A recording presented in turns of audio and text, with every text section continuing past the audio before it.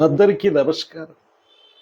ఈ రోజున అక్కినేని నాగేశ్వరరావు అనే పేరు ఎంత ఉన్నతమైన స్థానంలోకి వెళ్ళిందో మీ అందరికీ తెలుసు.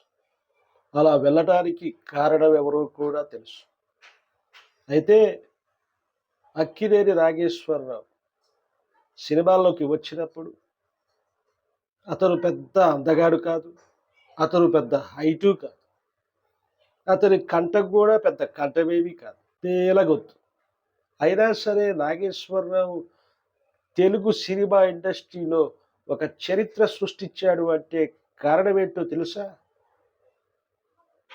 ఒక మనిషి ఎత్తు లేకపోయినా, శారీరక దారుఢ్యం లేకపోయినా, సరైనటువంటి కంఠం లేకపోయినా, ఒక మనిషి తెలివిగా ఎలా ముందుకు వెళ్ళొచ్చో నిరూపించిన వాడు నాగేశ్వరరావు కనుక ప్రతి పాత్రని ఒప్పుకోకుండా ఏ పాత్ర చేస్తే ప్రజలు అభినందిస్తారు అనే తెలిసినవాడు కాబట్టి నాగేశ్వరరావు సక్సెస్ఫుల్గా ఎదిగాడు.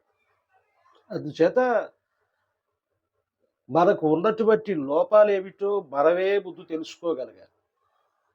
మనం వేసే పాత్రలు అవి దప్పుతాయో లేదో మనమే గుర్తించగలగాలి.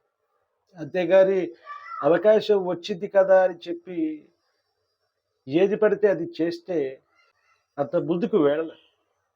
నాగేశ్వరరావు తన తెలివితేటలతో ఘంటసాల బలరామయ్య గారు పిలిచి అవకాశం ఇచ్చినటువంటి ఆ తీరును ఉపయోగించుకొని తను ఈ రోజున ఇంత గొప్ప స్థాయికి ఎదగగలిగాడు.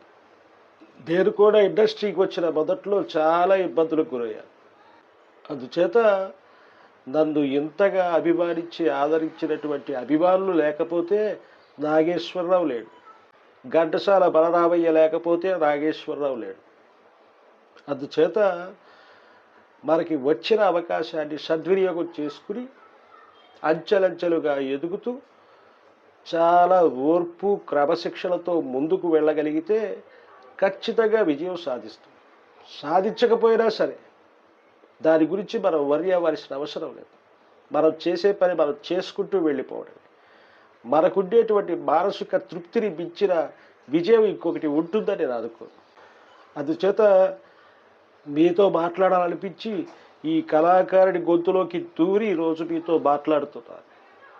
నా అభిమానులందరూ బాగున్నారని అనుకుంటున్నాను.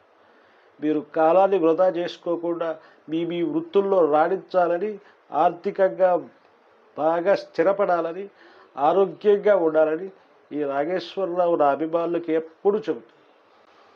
నేను శారీరకంగా లేకపోయినా మీ గుండెల్లో నాకు ఉన్నటువంటి స్థానానికి నేను కృతజ్ఞతలు తెలుపుకుంటూ సెలవు తీసుకుంటున్నాను.